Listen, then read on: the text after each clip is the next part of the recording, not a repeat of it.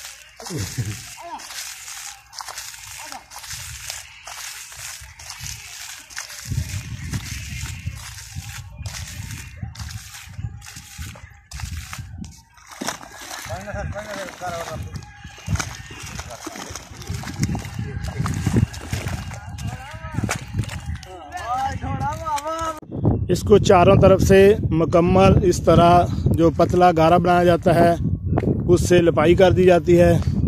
लिपाई करने के बाद फिर इसको एक दिन के लिए छोड़ दिया जाता है।